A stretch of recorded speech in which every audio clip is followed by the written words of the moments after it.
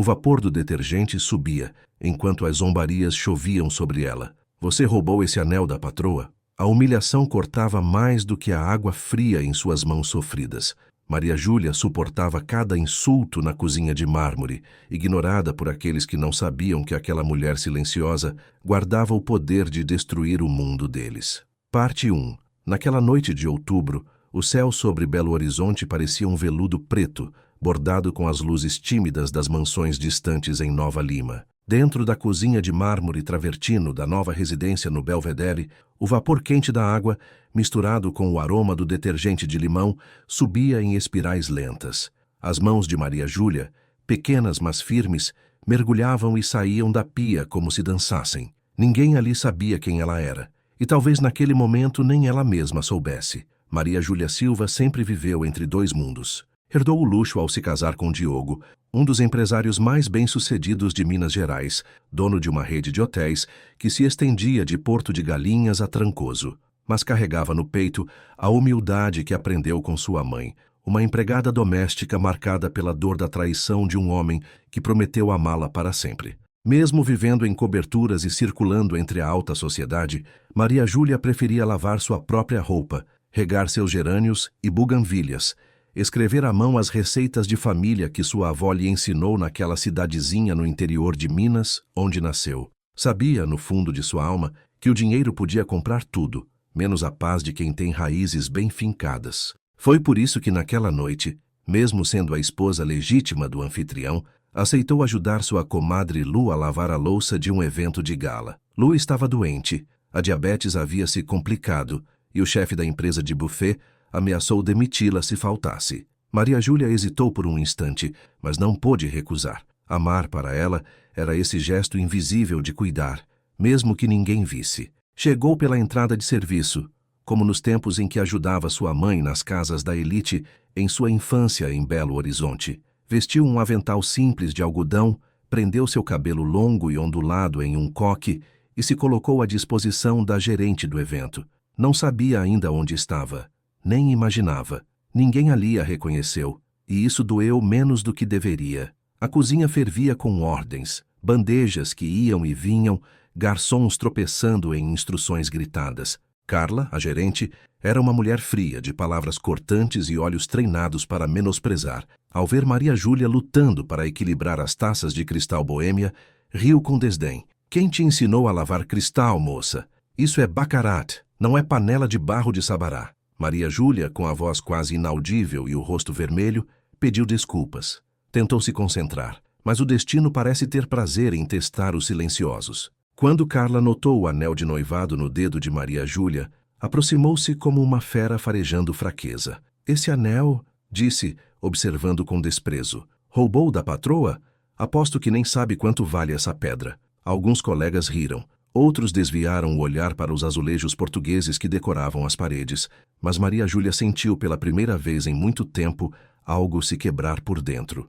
Não era orgulho, era dignidade. Ela não respondeu. Apenas abaixou a cabeça como aprendeu com sua mãe. Fique firme, minha filha. A vida escuta os humilhados. Minutos depois, enquanto lavava talheres banhados a ouro, ouviu vozes e passos mais altos vindos do salão principal. O nome de Diogo foi anunciado com entusiasmo. Senhoras e senhores, recebam nosso anfitrião, o senhor Diogo Almeida Moraes.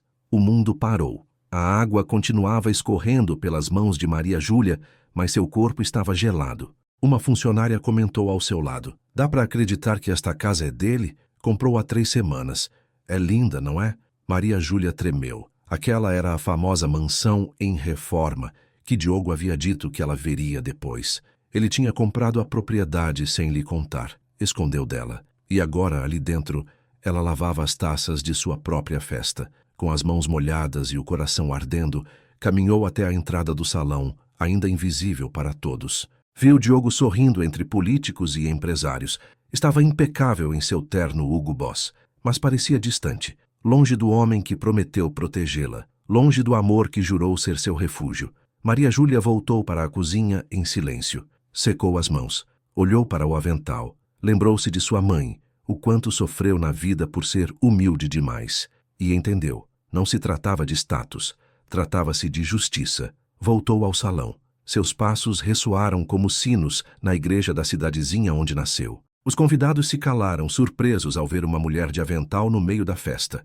Ela não tremia, estava firme, serena como quem segura o próprio nome entre as mãos. Desculpem interromper, disse ela com uma voz doce, mas firme. Mas me parece que houve um mal-entendido. Dizem que sou uma ladra, que não sei lavar taças, que não pertenço a este lugar. Todos se entreolharam. Carla empalideceu como um fantasma.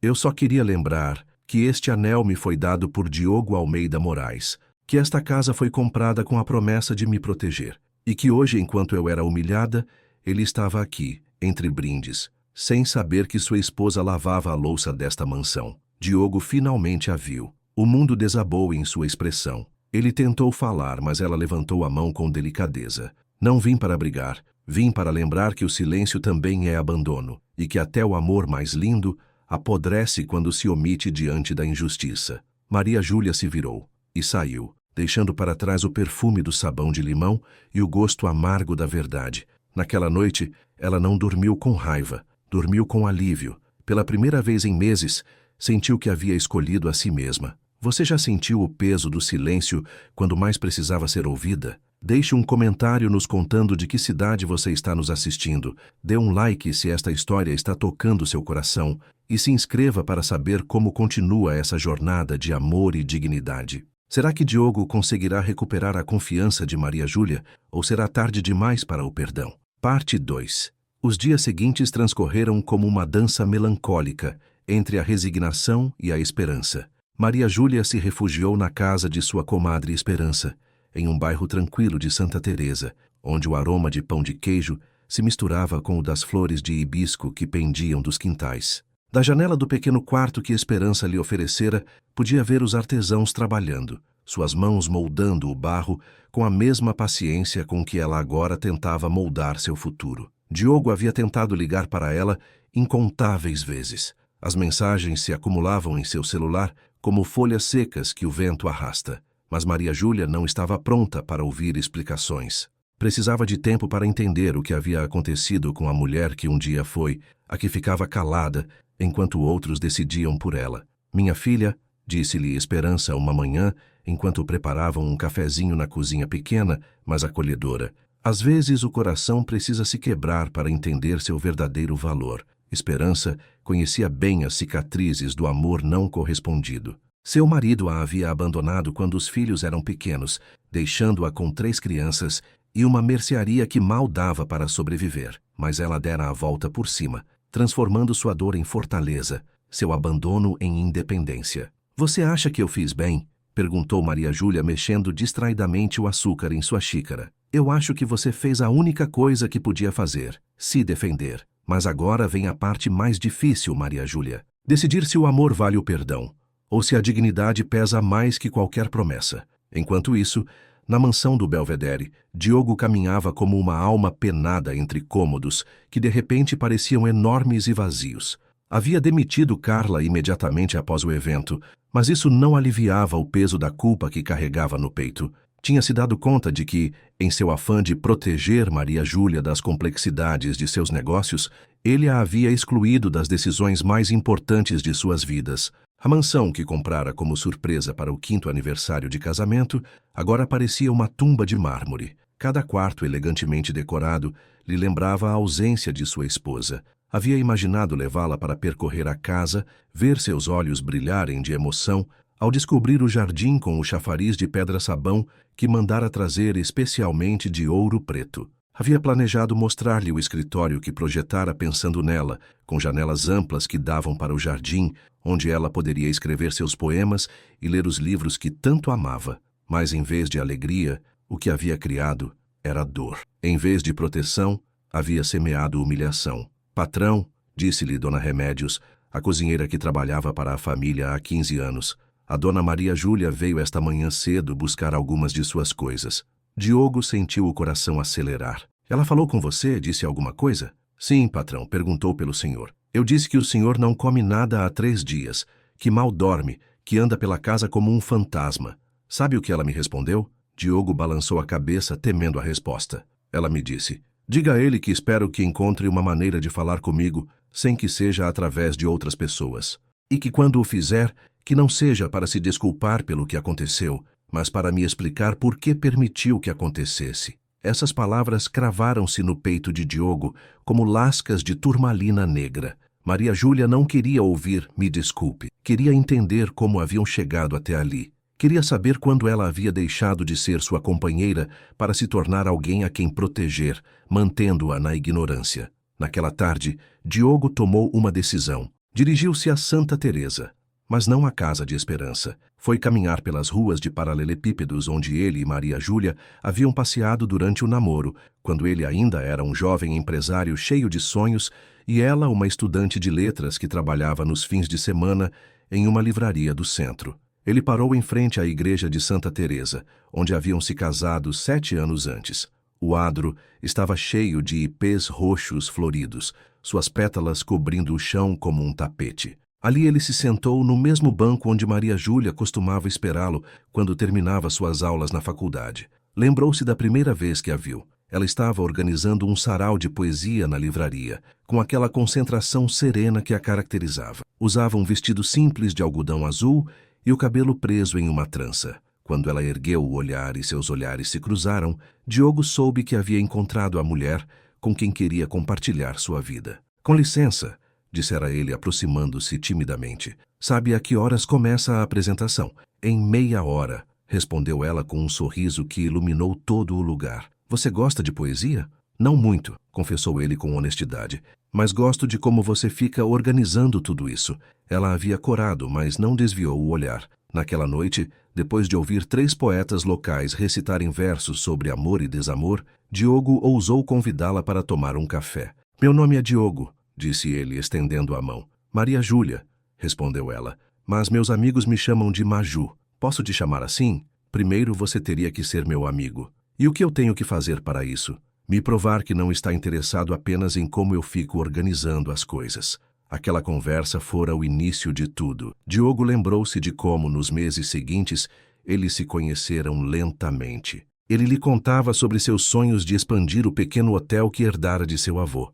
Ela lia poemas para ele e falava sobre os livros que transformavam sua maneira de ver o mundo. Quando Diogo a pediu em casamento, foi naquela mesma igreja, num entardecer de setembro, quando os ipês estavam em sua floração máxima. "Maria Júlia", ele dissera, ajoelhando-se à sua frente, "quero construir com você uma vida onde tenhamos a liberdade de sonhar juntos, onde as decisões importantes sejam tomadas juntos, onde nunca tenhamos que fingir ser quem não somos." E ela havia dito que sim, com lágrimas nos olhos e o coração cheio de esperança. Agora, 7 anos depois, Diogo se perguntava quando havia começado a quebrar essas promessas. Quando começara a tomar decisões sozinho, em que momento decidira que protegê-la significava excluí-la. Talvez tivesse sido quando os negócios começaram a crescer exponencialmente, quando os hotéis se multiplicaram e as responsabilidades se tornaram avassaladoras. Talvez tivesse sido quando começou a se mover em círculos onde as esposas eram acessórios silenciosos, onde se esperava que elas cuidassem das coisas do lar, enquanto os homens lidavam com os assuntos sérios. Ou talvez, e isso era o que mais lhe doía reconhecer, tivesse sido quando começou a acreditar que ter sucesso significava proteger quem amava do peso de suas preocupações. Sem perceber, havia transformado o amor em controle, a proteção em exclusão. O sol começava a se esconder atrás da Serra do Curral, tingindo o céu de cores que iam do laranja ao roxo profundo. Diogo pegou seu celular e escreveu uma mensagem para Maria Júlia. "Não venho para me desculpar. Venho para te explicar por que permiti que o que aconteceu acontecesse, e para te perguntar se você ainda está disposta a construir algo novo sobre as ruínas do que fomos. Te espero amanhã, às 5, na igreja de Santa Teresa. Se você não vier, entenderei sua resposta." Ele enviou antes que a coragem o abandonasse. E depois ficou sentado naquele banco até que as estrelas apareceram no céu, rezando para todos os santos que lembrava, para que Maria Júlia lhe desse uma chance de explicar não apenas o que fizera de errado, mas por que estava disposto a mudar. Mas o que Diogo não sabia era que Maria Júlia estava parada atrás de um ipê nos últimos 20 minutos, observando-o. Ela tinha ido à igreja pela mesma razão que ele, para lembrar quem eles haviam sido antes de se perderem no caminho. Quando recebeu a mensagem, já sabia qual seria sua resposta. E enquanto Maria Júlia lia aquelas palavras sob a luz da lua cheia, seu coração começou a bater com uma intensidade que não sentia há meses. Será possível que o amor verdadeiro possa renascer das cinzas da dor? Ou existem feridas que, mesmo curadas, deixam cicatrizes profundas demais para permitir um novo começo? Parte 3. A tarde do dia seguinte chegou como uma promessa sussurrada pelo vento que descia da Serra do Curral em Belo Horizonte. Maria Júlia passara a noite em claro, não por angústia, mas por uma estranha mistura de nervosismo e clareza. Sabia que tinha que ir, não por Diogo, mas por si mesma, para fechar um capítulo de sua vida, ou talvez para escrever um novo. Vestiu-se com simplicidade, um vestido de linho cor marfim que ressaltava sua pele morena, o cabelo solto caindo em ondas suaves sobre seus ombros e os brincos de prata que sua avó lhe dera no dia do casamento.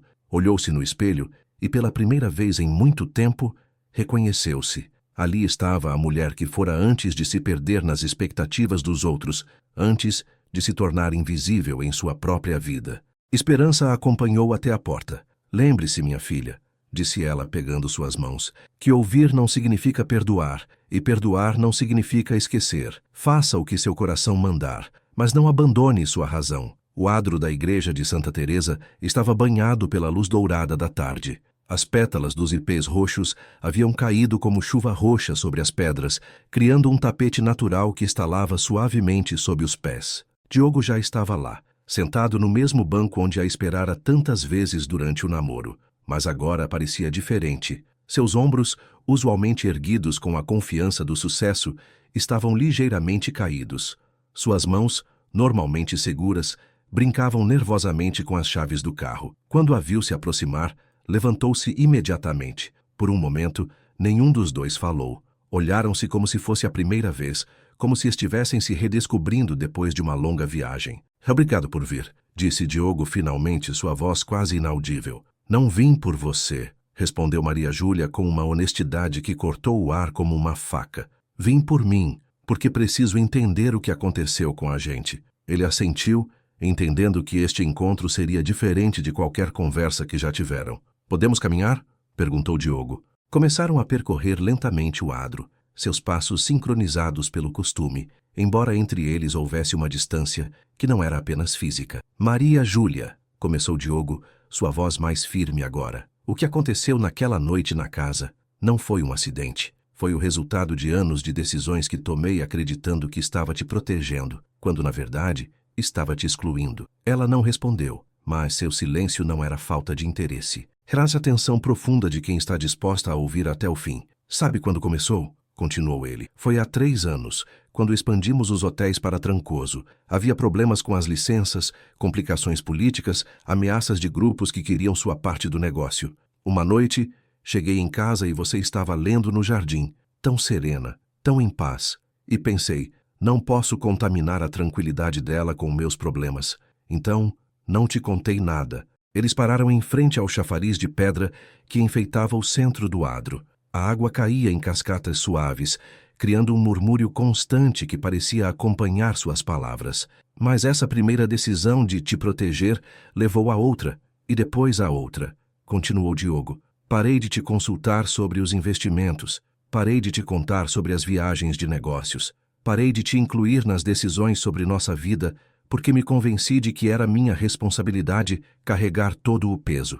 Maria Júlia sentou-se na beira do chafariz, seus dedos roçando distraidamente a superfície da água. E a casa? Perguntou, sua voz calma, mas com um tom que exigia honestidade absoluta. Diogo respirou fundo. A casa, comprei porque queria te fazer uma surpresa, porque queria compensar todos os momentos em que não estive presente, todas as decisões que tomei sem você. Pensei que se te desse algo lindo, algo tangível, você poderia perdoar minha ausência emocional. Perdoar o que exatamente? A pergunta de Maria Júlia foi direta, sem crueldade, mas sem concessões. Perdoar por eu ter te transformado na minha esposa de papel, não na minha companheira de vida. Perdoar por eu ter decidido por você que era melhor que não soubesse sobre as complicações dos nossos negócios. Perdoar por eu ter presumido que você preferia o conforto à verdade. O silêncio que se seguiu foi profundo, carregado de anos de mal-entendidos não expressos. Diogo, disse Maria Júlia finalmente, virando-se para olhá-lo diretamente nos olhos.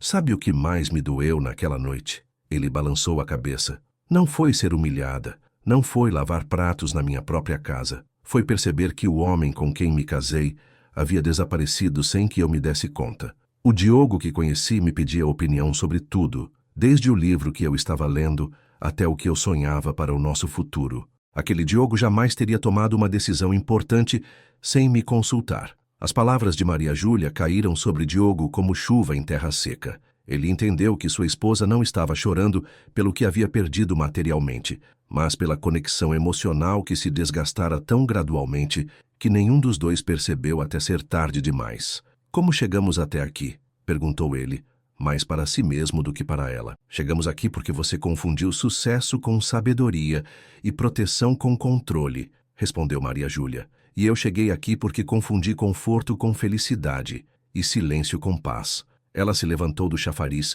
e começou a caminhar em direção ao centro do adro, onde uma cruz de pedra se erguia sob os galhos de uma árvore centenária. Quando eu era criança, continuou Maria Júlia, minha mãe me trazia aqui todos os domingos. Eu me sentava nesses mesmos bancos enquanto ela acendia velas pelo meu pai, que nos abandonara anos antes. Um dia, perguntei por que ela continuava acendendo velas por alguém que nos havia machucado tanto. Sabe o que ela me respondeu? Diogo a seguiu, intuindo que essa história era importante. Ela me disse, minha filha, não acendo essas velas por ele. Acendo pela mulher que eu era quando o amei, para que ela não morra completamente dentro de mim. Porque se eu permitir que a dor mate essa mulher, ele terá vencido 2 vezes. Primeiro quando me abandonou e depois quando me fez deixar de acreditar no amor. Maria Júlia parou em frente à cruz, seus olhos brilhando com lágrimas que não eram de tristeza, mas de compreensão. Naquela noite na casa, Diogo, não foi a humilhação que me quebrou. Foi perceber que eu tinha permitido que a mulher que eu era quando te conheci morresse lentamente, sem lutar, sem defender quem eu realmente era. Diogo sentiu algo se mover em seu peito, algo que estivera adormecido por muito tempo. E agora? Perguntou com a voz rouca. O que fazemos agora? Maria Júlia virou-se para ele e pela primeira vez naquela tarde, sua expressão se suavizou. Agora temos que decidir se queremos ser os mesmos de antes, com os mesmos erros, ou se estamos dispostos a nos tornarmos pessoas diferentes. Porque voltar ao que éramos não é uma opção, Diogo. Aquilo já se quebrou. E se eu quiser me tornar alguém diferente? Se eu quiser aprender a ser seu companheiro de novo, não seu protetor, então você teria que começar me mostrando, não com palavras, mas com ações, que entende a diferença. O sol começava a descer, criando sombras longas entre as colunas da igreja. Diogo sabia que este era o momento crucial, o ponto onde suas palavras teriam que se transformar em compromissos reais. Maria Júlia, disse ele, sua voz clara e decidida, quero que saiba que a casa do Belvedere não é mais nossa. Eu a doei esta manhã para uma fundação que ajuda mulheres a saírem de relacionamentos abusivos. Ela o olhou com surpresa genuína. Por quê? Porque aquela casa era um símbolo de tudo o que fiz de errado. Comprá-la sem te consultar, usá-la para tentar compensar meus erros, permitir que você fosse humilhada entre suas paredes. Não quero construir nosso futuro sobre uma base de decisões unilaterais. Maria Júlia sentiu que algo dentro dela começava a se mover, como gelo que começa a derreter depois de um longo inverno. E o que você propõe, então? Proponho que comecemos de novo, que procuremos juntos uma casa nova, onde cada decisão seja tomada a 2. Proponho que você me ensine a ser de novo o homem por quem se apaixonou, mas com a maturidade de quem aprendeu com seus erros. O vento da tarde moveu suavemente os galhos dos ipês, fazendo cair mais pétalas sobre eles, como confete natural. Diogo, disse Maria Júlia, após um longo silêncio, não sei se posso te prometer que voltarei a te amar como antes, mas posso te prometer que estou disposta a conhecer o homem em quem você quer se transformar. Foi então que ele entendeu que o perdão não era o fim do processo, mas o começo, e que reconquistar o coração de sua esposa não seria uma questão de grandes gestos, mas de pequenas decisões diárias de incluí-la, respeitá-la e valorizar sua voz em cada aspecto de suas vidas. Enquanto caminhavam juntos para a saída do adro, nenhum dos dois sabia ao certo o que o futuro lhes reservava, mas pela primeira vez em anos, ambos sentiram que estavam caminhando na mesma direção. Você já viveu a experiência de ter que reconhecer seus próprios erros em um relacionamento? Você acha que Diogo merece uma segunda chance ou há ações que são imperdoáveis? Compartilhe sua opinião nos comentários, diga-nos de qual país ou cidade você está nos vendo e dê um like se esta história está ressoando em seu coração. Inscreva-se para descobrir se Maria Júlia e Diogo conseguirão construir um novo relacionamento sobre as cinzas do antigo ou se há obstáculos grandes demais para serem superados. Nos próximos capítulos, descobriremos se o amor verdadeiro pode realmente renascer ou se há feridas que mudam para sempre o curso de nossas vidas. Parte 4. Os meses que se seguiram àquele encontro na igreja de Santa Teresa foram como uma delicada dança de redescoberta. Maria Júlia aceitou voltar a morar com Diogo, mas sob condições muito claras. Dormiriam em quartos separados até que ela sentisse que podia confiar plenamente nele, e todas as decisões importantes, da escolha da nova casa aos planos de expansão dos hotéis, seriam tomadas em conjunto. Diogo aceitou sem protestar. Entendia que a confiança, uma vez quebrada, precisava ser reconstruída tijolo por tijolo, dia após dia. Encontraram uma casa charmosa em um bairro tranquilo de Nova Lima, uma construção colonial restaurada com paredes de pau a pique e um jardim cheio de buganvílias que lembrava a Maria Júlia a casa de sua infância. Não era a mansão do Belvedere, mas tinha algo que a outra nunca teve. Fora escolhida por ambos. Eu gosto deste lugar, disse Maria Júlia na primeira vez que visitaram a propriedade. Sinto que aqui poderíamos ser nós mesmos, sem aparências. Diogo observou como ela acariciava as paredes, como seus olhos brilhavam ao imaginar como arrumariam cada cômodo juntos. Deu-se conta de que, em todos os anos de casamento, nunca havia prestado atenção de verdade ao que a fazia feliz. Assumira que o luxo e o conforto eram suficientes, sem entender que para Maria Júlia a felicidade estava nas coisas simples. Um jardim para plantar suas ervas, uma cozinha com janela para a luz da manhã, um escritório onde pudesse escrever em paz. A rotina que estabeleceram era diferente de tudo o que haviam vivido. Diogo delegou mais responsabilidades a seus gerentes para poder passar as tardes em casa. Cozinhavam juntos, caminhavam pelas ruas de paralelepípedos do bairro, visitavam os mercados locais onde Maria Júlia conhecia todos os vendedores pelo nome. Uma tarde de novembro, enquanto preparavam uma feijoada usando a receita da avó de Maria Júlia, ela lhe perguntou algo que o pegou de surpresa. Diogo, por que você nunca me perguntou se eu queria me envolver nos negócios?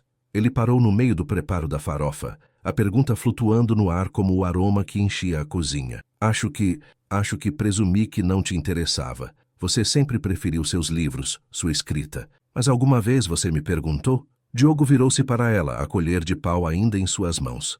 Não, admitiu. Nunca perguntei. Maria Júlia continuou cortando a couve fininha. Durante todos esses anos, enquanto você expandia os hotéis, eu lia sobre administração hoteleira, sobre turismo sustentável, sobre como criar experiências autênticas para os viajantes. Pensei que talvez um dia você me pedisse minha opinião, que me incluísse em algum projeto. Diogo sentiu como se tivesse levado um soco no estômago. Não era apenas que havia excluído Maria Júlia das decisões importantes, havia desperdiçado a oportunidade de ter uma verdadeira sócia, alguém cuja perspectiva poderia ter enriquecido tremendamente seus negócios. Você gostaria de se envolver agora? Perguntou com voz cautelosa. Ela ergueu o olhar da tábua, seus olhos brilhando com uma intensidade que ele não via há anos.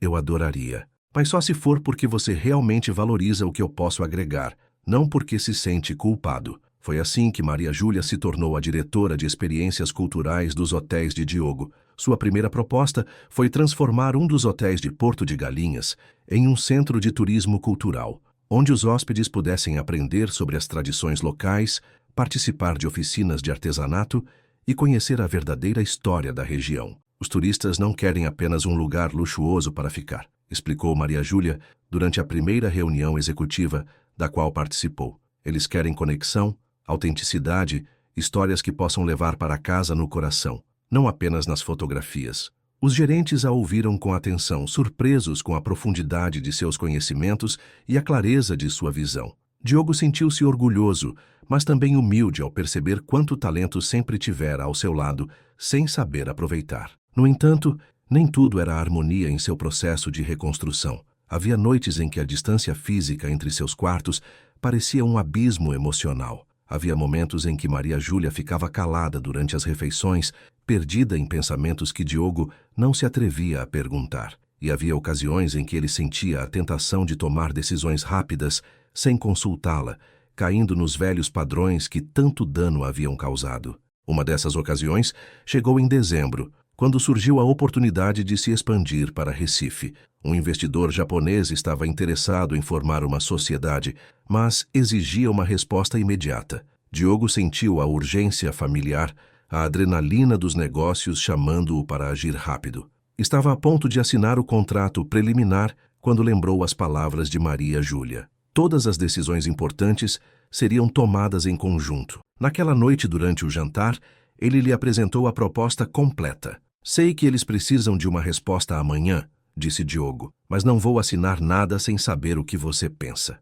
Maria Júlia estudou os documentos por mais de 1 hora, fazendo perguntas que Diogo não havia considerado. Você investigou a reputação deste investidor no Japão? Consultou como ele administra suas propriedades lá?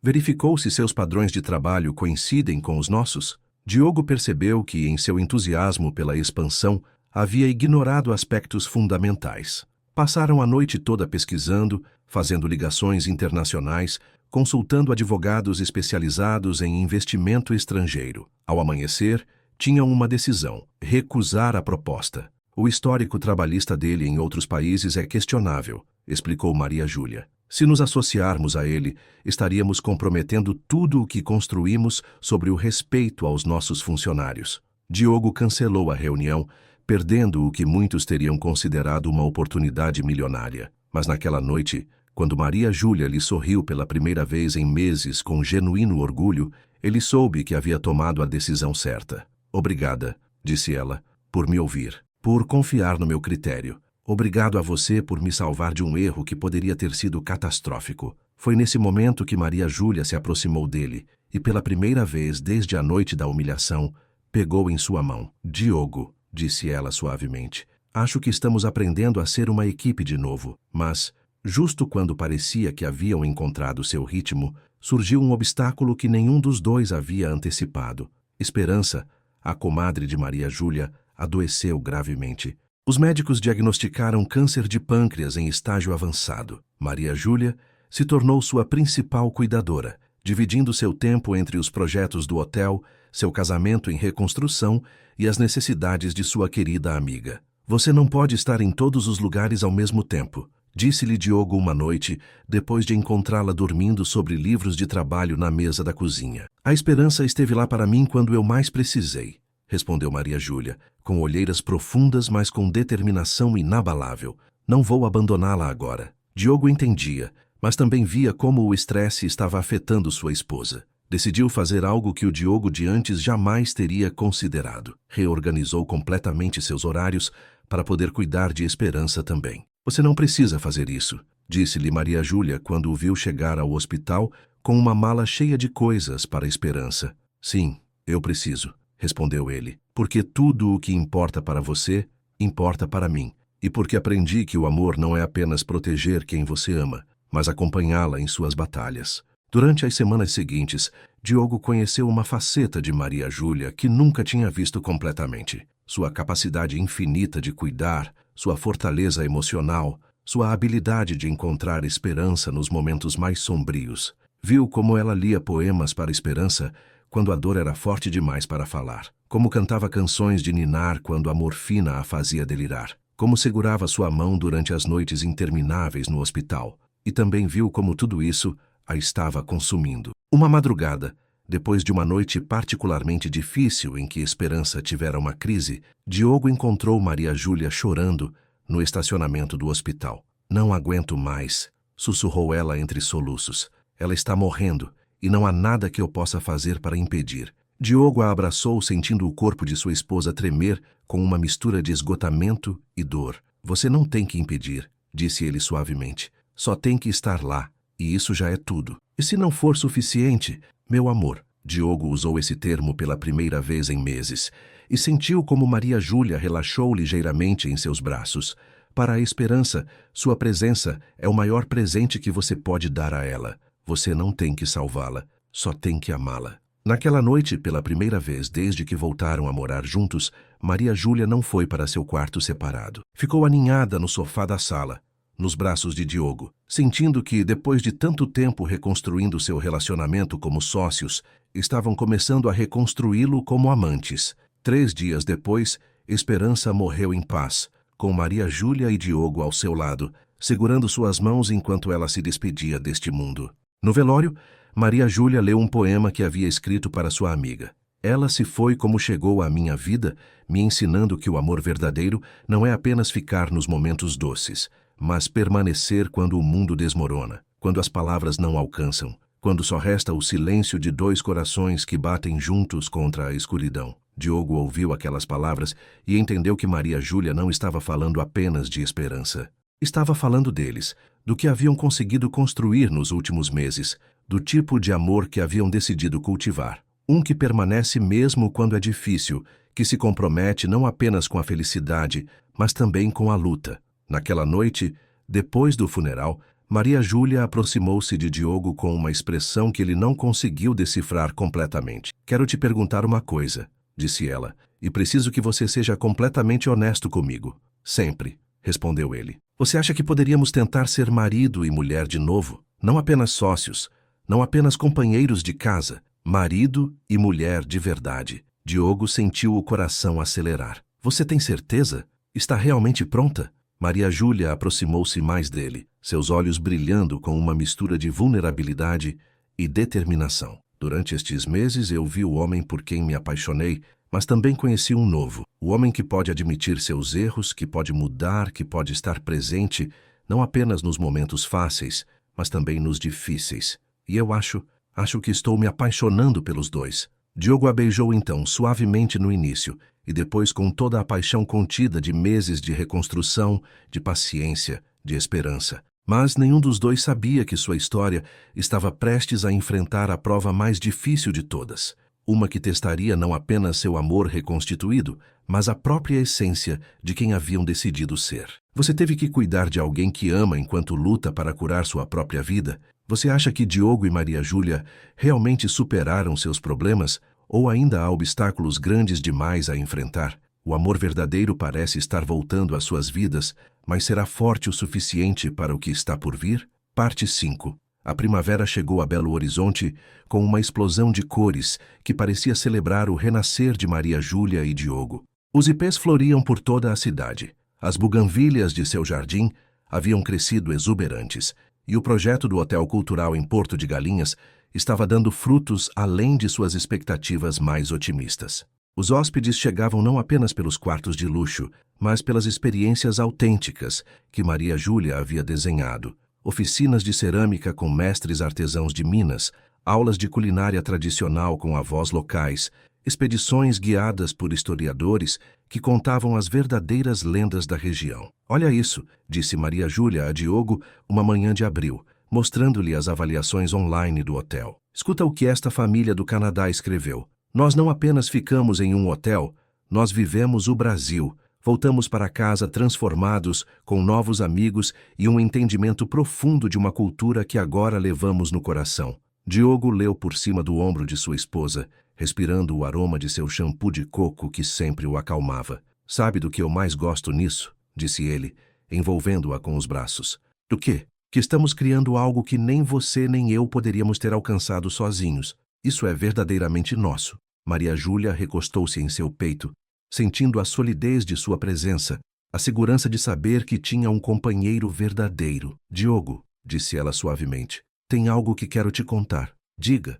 "Tenho pensado em ter um bebê." As palavras flutuaram no ar matutino, como pétalas de ipê. Diogo sentiu que o mundo parava por um momento. "Sério?", perguntou a voz carregada de emoção. "Sério, mas só se você também quiser, e só se tivermos certeza de que podemos ser os pais que uma criança merece, presentes, unidos, comprometidos não apenas em nos amar, mas em criar alguém mais." Diogo virou-se para olhá-la diretamente nos olhos. "Maria Júlia, não há nada neste mundo que eu deseje mais do que formar uma família com você. Uma família de verdade, onde as decisões sejam tomadas juntos, onde nosso filho cresça vendo o que é o amor verdadeiro entre seus pais. Eles se beijaram com a ternura de quem aprendeu que o amor não é só paixão, mas também promessa, compromisso, uma escolha diária de construir algo lindo juntos. Naquela mesma tarde, Maria Júlia cancelou sua consulta ginecológica de rotina e Diogo reorganizou sua agenda para poder acompanhá-la. Queriam fazer as coisas bem desde o início. Mas o destino, que fora tão generoso com eles nos últimos meses, tinha preparada uma prova que nenhum dos dois antecipava. 3 semanas depois, enquanto Diogo revisava os balanços financeiros dos hotéis, recebeu uma ligação que mudaria tudo. "Senhor Almeida", disse a voz formal do advogado do outro lado da linha, "preciso vê-lo urgentemente. Trata-se de um assunto muito sério relacionado às suas propriedades." A reunião foi no escritório da banca de advocacia mais prestigiosa de Belo Horizonte. Diogo chegou acompanhado de Maria Júlia, que insistira em estar presente para qualquer decisão importante. "Senhores Almeida", começou o Dr. Ramírez, um homem mais velho de expressão grave, "recebemos uma ação judicial que pode comprometer todo o seu patrimônio." Diogo sentiu o sangue gelar. "Uma ação? De quem?" "Do Sr. Yoshida, o investidor japonês com quem vocês cancelaram o contrato há alguns meses."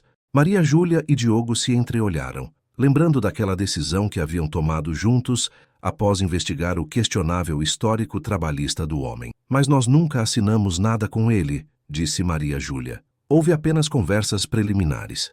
"Exato. Mas ele alega que houve um acordo verbal que vocês romperam de má fé, causando-lhe perdas milionárias ao ter que cancelar investimentos que havia feito em Recife com base nessa suposta sociedade." O advogado estendeu uma pasta grossa sobre a mesa. "Ele está processando por 50 milhões de dólares por danos e prejuízos. E tem evidências que, devo admitir, parecem convincentes. Gravações de chamadas, e-mails, depoimentos de testemunhas que garantem que houve um compromisso firme." Diogo revisou os documentos, sentindo como se estivesse levando socos no estômago. Reconhecia algumas das conversas, mas elas haviam sido mal interpretadas, tiradas de contexto, manipuladas para parecer que houve promessas que ele nunca fez. "Isso é impossível", murmurou. "Nós investigamos tudo, tomamos a decisão correta. O problema", continuou o advogado, "é que ele alega que a senhora Maria Júlia interferiu maliciosamente nas negociações, que ela o convenceu a romper um acordo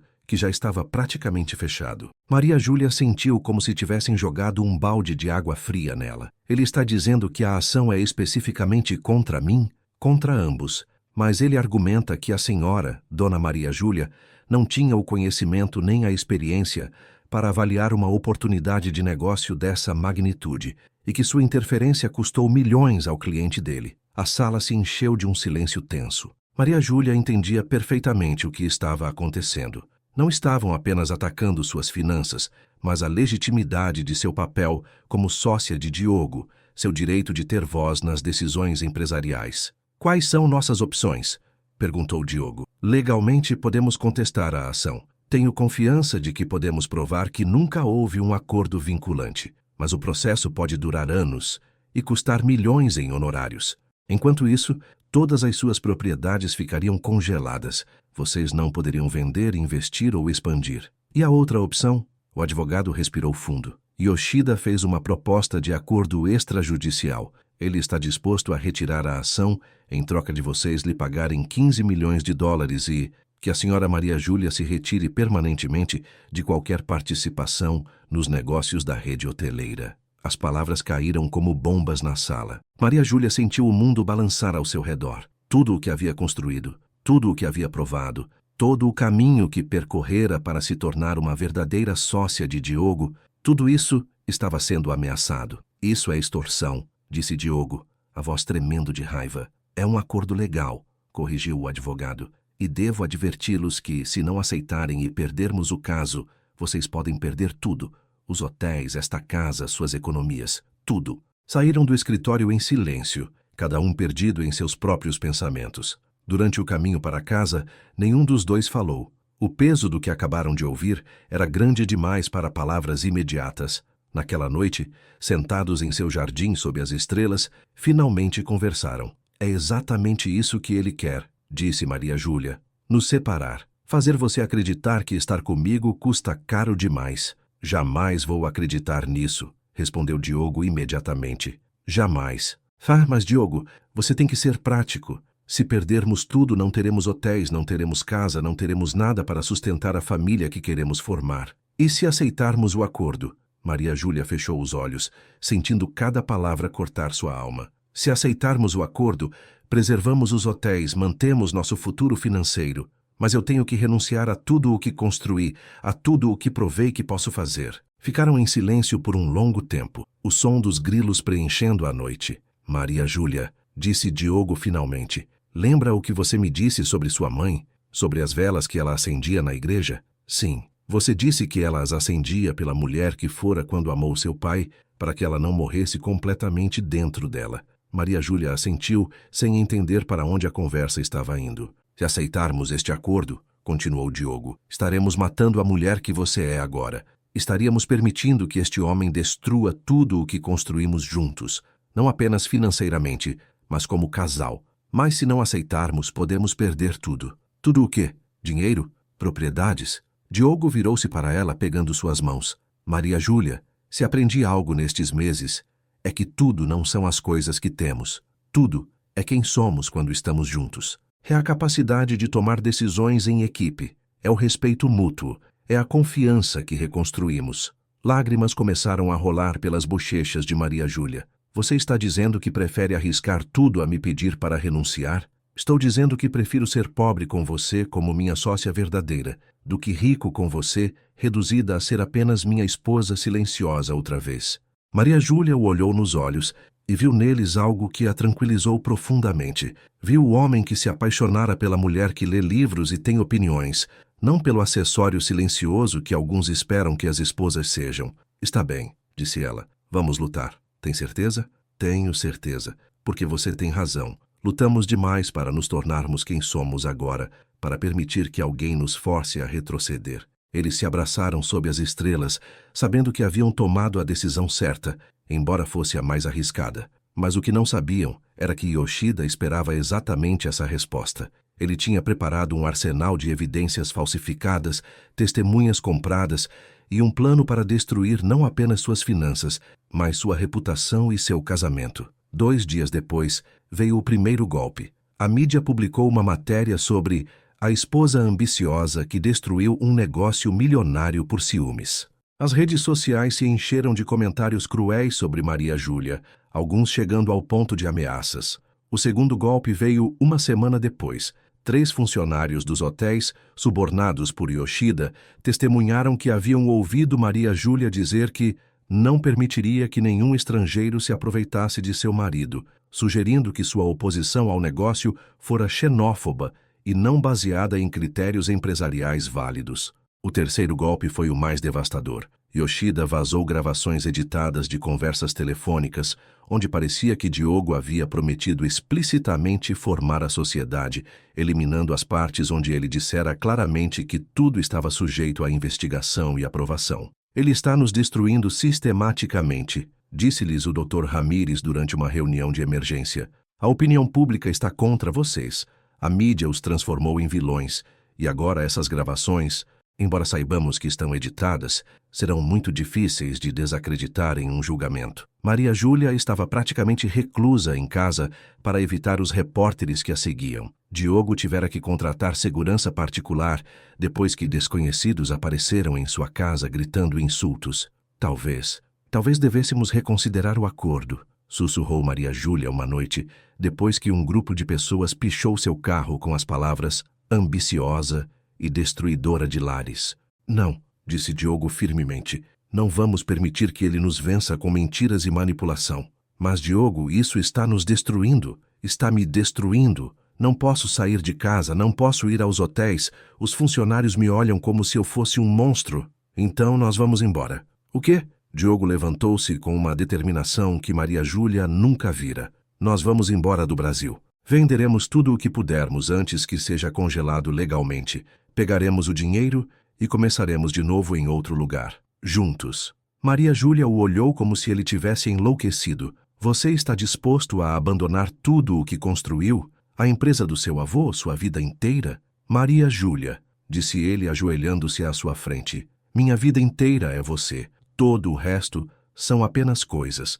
e as coisas podem ser reconstruídas, mas o que nós temos, isso é insubstituível. Foi então que Maria Júlia percebeu a verdadeira magnitude do que haviam alcançado juntos. Não era apenas que haviam reconstruído seu casamento, haviam criado algo completamente novo, algo tão sólido que podiam arriscar tudo para protegê-lo. Para onde iríamos? Perguntou ela. Para onde você quiser. Costa Rica, Portugal, Itália, qualquer lugar onde possamos começar de novo e ser livres para sermos quem realmente somos. Maria Júlia fechou os olhos, imaginando uma vida completamente diferente, longe dos hotéis, longe das pressões sociais, longe das expectativas dos outros. Uma vida onde só importassem eles dois e a família que queriam formar. Sabe de uma coisa? Disse ela finalmente. Vamos fazer isso. Mas justo quando haviam tomado a decisão de fugir, aconteceu algo que mudaria o curso de toda a sua história. Você já teve que escolher entre lutar pelo que acredita ser justo e proteger o que mais ama? Você acha que Diogo e Maria Júlia estão tomando a decisão certa ao considerar fugir, ou deveriam ficar e lutar, não importando as consequências? O amor os levou até aqui, mas será suficiente para o que está por vir? Parte 6. O milagre chegou da maneira mais inesperada, como os milagres costumam chegar, através da bondade humana, quando menos se espera. Era uma manhã chuvosa de maio. Maria Júlia estava encaixotando seus livros, preparando-se para a nova vida que decidiram construir em Portugal, quando a campainha tocou. Pelo olho mágico, viu uma jovem que não reconheceu, acompanhada de um homem mais velho, com aparência de advogado. Senhora Almeida, disse a mulher quando Maria Júlia abriu a porta com cautela. Meu nome é Keiko Tanaka. Sou jornalista do jornal Nikkei de Tóquio e tenho informações que podem mudar completamente a sua situação. Maria Júlia hesitou, depois de semanas de assédio da mídia, mas algo na expressão séria e honesta da mulher a convenceu a ouvi-la. Senhora Almeida, continuou Keiko, uma vez sentadas na sala, venho investigando Yoshida Masato há meses. Ele é um golpista internacional que usou o mesmo método em 5 países diferentes. Procura empresários de sucesso, simula negociações, sabota-as deliberadamente e depois os processa por quantias astronômicas. Maria Júlia sentiu o coração acelerar. Você tem provas? Tenho muitíssimas provas. E não só minhas. Há vítimas na Argentina, Colômbia, Espanha e até no Brasil que estão dispostas a testemunhar. Todas seguiram o mesmo padrão, propostas atraentes, investigações que revelavam problemas éticos, cancelamento do negócio e ações judiciais milionárias. O homem que acompanhava Keiko abriu uma pasta cheia de documentos. Sou o promotor Yamamoto, do Escritório de Crimes Financeiros Internacionais do Japão. Estamos seguindo Yoshida há 3 anos. Suas atividades no Brasil são a peça que nos faltava para construir um caso sólido contra ele. Nesse momento, Diogo chegou, encharcado pela chuva, carregando mais caixas para a mudança. Ao ver as visitas, ficou tenso imediatamente. Eles estão aqui para nos ajudar, disse-lhe Maria Júlia rapidamente, e passou a explicar tudo o que acabara de ouvir. Mas há algo mais, continuou Keiko. Temos as gravações originais de suas conversas telefônicas, antes de serem editadas, e temos provas de que ele subornou seus funcionários para mentirem. Durante as horas seguintes, os japoneses lhes mostraram um arsenal de evidências que não apenas provaria sua inocência, mas que enviaria Yoshida para a prisão por fraude internacional. Por que vocês estão nos ajudando? Perguntou Diogo, ainda processando a informação. Porque quando li sobre o seu caso na mídia brasileira, respondeu Keiko, reconheci imediatamente o padrão. Yoshida não está apenas aplicando um golpe em vocês. Ele está usando o seu caso para validar seu método e aplicá-lo em outros países. Detê-lo aqui significa salvar muitas outras famílias. Além disso, acrescentou o promotor Yamamoto, o que li sobre a senhora Maria Júlia e seu trabalho com turismo cultural me impressionou muito. No Japão, valorizamos profundamente as pessoas que trabalham para preservar e compartilhar as tradições culturais. O que ela realizou em Porto de Galinhas é exatamente o tipo de projeto que meu país gostaria de apoiar honestamente. Maria Júlia sentiu as lágrimas começarem a brotar. Depois de semanas sendo retratada como uma vilã, sendo insultada e ameaçada, ouvir alguém valorizar seu trabalho a emocionou profundamente. A batalha legal que se seguiu foi intensa, mas rápida. Com as provas japonesas, o caso de Yoshida desmoronou em menos de um mês. A mídia, que havia destruído a reputação de Maria Júlia, foi obrigada a publicar retratações completas. Os funcionários subornados confessaram e pediram perdão publicamente. Yoshida foi preso no aeroporto de Guarulhos quando tentava fugir para a Coreia do Sul e extraditado para o Japão para enfrentar acusações de fraude internacional. Mas a verdadeira recompensa chegou 2 semanas depois, quando Keiko retornou com uma proposta que deixou Diogo e Maria Júlia sem palavras. O governo japonês, anunciou ela, quer financiar um programa de intercâmbio cultural entre o Brasil e o Japão. Baseando-se no modelo que vocês criaram em Porto de Galinhas, eles querem estabelecer uma rede de hotéis culturais em ambos os países, onde os viajantes possam vivenciar uma imersão cultural autêntica. Eles estão nos oferecendo um trabalho? Perguntou Maria Júlia, incrédula. Estamos lhes oferecendo uma sociedade. Vocês dirigiriam a operação no Brasil e supervisionariam o desenvolvimento do programa no Japão. É um investimento de $200 milhões em 5 anos. Diogo e Maria Júlia se olharam, lembrando que apenas algumas semanas atrás estavam empacotando para fugir do país sem nada além do amor que sentiam um pelo outro. Há uma condição, continuou Keiko. A senhora Maria Júlia deve ser a diretora-geral do projeto. Nossos investidores ficaram impressionados não apenas com o trabalho dela, mas com sua integridade durante todo este processo. Eles querem trabalhar especificamente com ela. Naquela noite, depois que as visitas se foram, Diogo e Maria Júlia sentaram-se em seu jardim, ainda processando tudo o que havia acontecido. Você acredita nisso? Disse Maria Júlia. De estarmos a ponto de perder tudo, passamos a ter a maior oportunidade de nossas vidas. Não, corrigiu Diogo. A maior oportunidade de nossas vidas foi decidir lutar juntos, em vez de nos rendermos. Todo o resto é apenas a recompensa por termos tomado as decisões certas. Ficaram em silêncio, ouvindo o som da água que pingava das folhas depois da chuva. Diogo, disse Maria Júlia de repente, sabe do que eu mais gosto em tudo isso? Do quê? Que eles vieram me procurar especificamente. Não a você, não a nós como casal, a mim, pelo meu trabalho, pela minha visão, por quem eu sou como profissional. Diogo a abraçou, entendendo perfeitamente o que isso significava para ela. Você sempre soube que tinha esse valor, disse ele. O problema era que eu não tinha lhe dado o espaço para provar, e agora você está me dando. Agora eu estou te dando, e o mundo inteiro pode ver o que eu deveria ter visto desde o início. 3 meses depois, em uma cerimônia na Embaixada do Japão no Brasil, Maria Júlia e Diogo assinaram o acordo de cooperação cultural mais ambicioso entre os 2 países. Maria Júlia usava um elegante vestido azul marinho, a mesma cor que usava naquela primeira vez que Diogo a viu na livraria. Está nervosa? Perguntou-lhe Diogo enquanto esperavam a vez de assinar. Não, respondeu ela, surpreendendo a si mesma. Estou animada. Estou pronta. Durante o discurso que fez após a assinatura, Maria Júlia falou sobre a importância de construir pontes culturais, de criar espaços onde as pessoas possam se conhecer além dos estereótipos e preconceitos. Mas também falou sobre algo mais pessoal.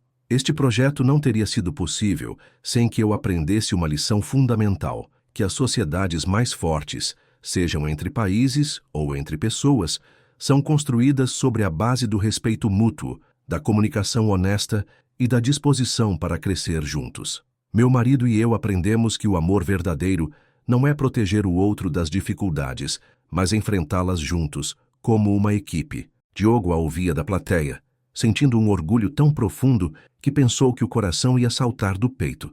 Depois da cerimônia, enquanto se dirigiam para casa, Maria Júlia colocou a mão sobre a barriga. Diogo, disse ela com um sorriso misterioso, tem algo que preciso te dizer. O quê? Fui ao médico esta manhã. Diogo parou o carro no acostamento, o coração batendo acelerado. E? Estamos grávidos. O grito de alegria de Diogo provavelmente foi ouvido em 3 bairros ao redor. Ele desceu do carro, correu para o lado de Maria Júlia, pegou-a no colo e a girou enquanto ambos riam e choravam ao mesmo tempo. Tem certeza? Tem certeza absoluta? Absoluta. Vamos ter um bebê em fevereiro. Abraçaram-se ali, no acostamento de uma avenida de Belo Horizonte, sob o céu rosado do entardecer, sentindo que a vida lhes dera não apenas uma segunda chance, mas a oportunidade de criar algo completamente novo e belo. Naquela noite em casa, começaram a fazer planos. O bebê nasceria bem quando estivessem começando a construção do primeiro hotel cultural no Japão. Seria uma criança verdadeiramente internacional, que cresceria falando português, inglês e japonês, que entenderia desde cedo que as diferenças culturais são presentes que enriquecem a vida. Sabe de que nome eu gosto? Disse Maria Júlia enquanto estavam deitados, a cabeça de Diogo repousando suavemente em sua barriga ainda lisa. Qual? Se for menina, Esperança. Pela minha comadre, por tudo o que ela representou em nossas vidas. Eu gosto, disse Diogo. E se for menino? Hiroshi. Significa tolerante, generoso em japonês. Acho perfeito para um menino que vai crescer construindo pontes entre culturas. Esperança ou Hiroshi Almeida? Murmurou Diogo. Gosto de como soa. Ficaram acordados até tarde, imaginando o futuro, planejando viagens em família entre o Brasil e o Japão, sonhando com o momento em que poderiam contar ao seu filho ou filha a história de como mamãe e papai se perderam e se encontraram, como aprenderam que o amor verdadeiro não é um sentimento que simplesmente acontece, mas uma decisão que se toma todos os dias. Um ano depois, quando a pequena Esperança Almeida já havia nascido e tinha 3 meses, Diogo e Maria Júlia estavam na inauguração do primeiro hotel cultural em Kyoto. Maria Júlia carregava a bebê enquanto cortava a fita inaugural e Diogo tirava fotos, documentando cada momento de sua nova vida. Naquela noite, em seu quarto de hotel que eles mesmos haviam projetado, Maria Júlia amamentava Esperança, enquanto Diogo lia em voz alta um poema de Carlos Drummond de Andrade sobre o amor maduro. Sabe de uma coisa? Disse Maria Júlia quando ele terminou de ler. Acho que finalmente entendo o que significa amar de verdade. O que é? Amar de verdade é escolher todos os dias construir algo juntos que seja maior do que qualquer um dos dois poderia alcançar sozinho.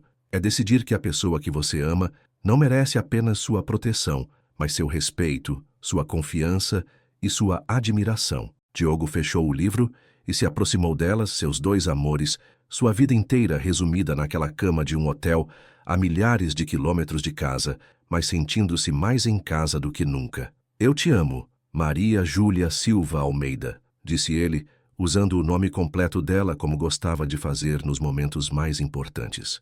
E eu te amo, Diogo Almeida Moraes. Eu te amo por quem você era quando nos conhecemos. Te amo por quem você decidiu se tornar quando quase nos perdemos. E te amo por quem estamos sendo juntos agora. A pequena Esperança adormecera entre eles, um sorriso diminuto nos lábios, como se soubesse que nascera em uma família onde o amor fora posto à prova e saíra fortalecido. E enquanto as luzes de Kyoto brilhavam suavemente através da janela, Maria Júlia e Diogo adormeceram sabendo que haviam alcançado algo que muitos casais buscam a vida inteira sem encontrar. Aprenderam a se amar, não apesar de suas imperfeições, mas através delas, construindo sobre as ruínas de quem foram uma versão melhor de quem poderiam ser. Porque o amor verdadeiro, descobriram eles, não é encontrar a pessoa perfeita, mas escolher todos os dias ser o parceiro perfeito para a pessoa imperfeita que você ama.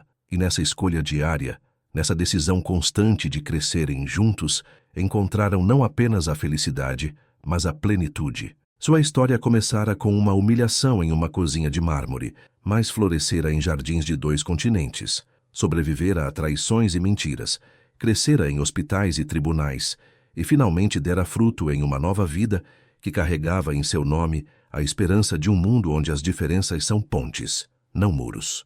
E se alguém lhes perguntasse qual foi o segredo de seu sucesso, ambos diriam a mesma coisa, que aprenderam que amar de verdade não é apenas ficar junto quando é fácil, mas escolher um ao outro todos os dias, especialmente quando é difícil, porque o amor verdadeiro não é um conto de fadas, é algo muito melhor, é uma história real, construída dia a dia, decisão a decisão, por 2 pessoas que decidiram que juntas poderiam ser mais do que jamais sonharam ser separadamente. Queridos leitores, chegamos ao final desta bela história de Diogo e Maria Júlia, uma história que nos ensina que o amor verdadeiro pode renascer mesmo depois das feridas mais profundas, se estivermos dispostos a lutar por ele.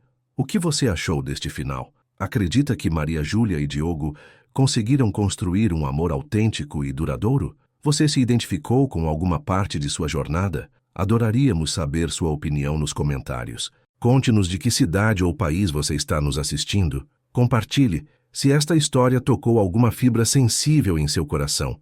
E dê um like se você acredita que mais pessoas precisam ouvir esta história de esperança e segundas chances. Se você gostou desta narrativa, inscreva-se em nosso canal para mais histórias que celebram a força do amor verdadeiro, a importância da dignidade pessoal e o poder transformador do perdão. Você tem alguma história de amor que gostaria que narrássemos?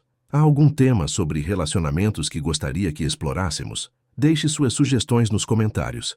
Lembre-se, o amor verdadeiro não é perfeito, mas é real. E como Maria Júlia e Diogo nos ensinaram, sempre vale a pena lutar por ele. Até a próxima história, e que o amor verdadeiro encha suas vidas de esperança e felicidade.